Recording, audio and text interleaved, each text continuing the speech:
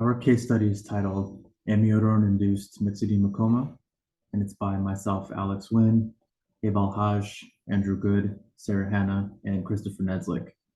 Myxedema coma is a rare, life-threatening medical emergency with a high mortality rate. It's defined by a hypothyroid state, resulting in widespread organ dysfunction. Prognosis for the patient in question is poor, as complications include a depressed level of consciousness, hypothermia, heart failure, sepsis, and respiratory failure. A high index of suspicion for this disease must be maintained so that early recognition and prompt medical interventions are employed. Hypothyroidism and hyperthyroidism are known complications of amiodarone, the medication used to treat cardiac dysrhythmias. Myxedema coma is an extremely rare complication of amiodarone, with only a handful of reports being cited in the medical literature. We present a 79-year-old male with a history of atrial fibrillation on oral amiodarone who presented to the ED for acute onset shortness of breath, abdominal distension, and altered mental status. His vitals were notable for a blood pressure of 83/41, heart rate 49, rectal temp 94 degrees, respiratory rate 25, O2 sat 94%.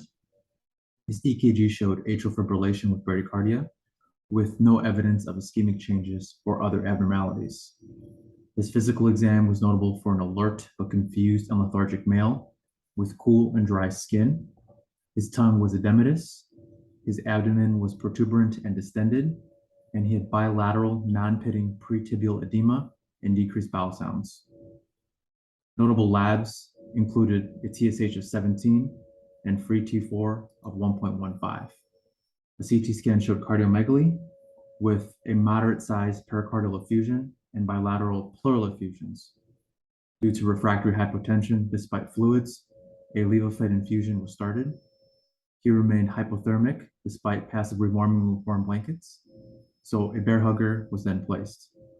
Given the patient's hypothermia, hypotension, bradycardia, pretibial non-pitting edema, protuberant abdomen, pleural effusions, pericardial effusion, elevated TSH, altered mental status, dry skin, and general clinical appearance, in the setting of long-standing amiodarone use, there was a high clinical concern for early onset myxedema coma. He was given 200 micrograms of IV levothyroxine and 100 milligrams of IV hydrocortisone and was admitted to the ICU for escalation of care. After several days, his hemodynamics normalized, and he was discharged home in stable condition with close outpatient follow-up. Amiodarone was permanently discontinued by cardiology.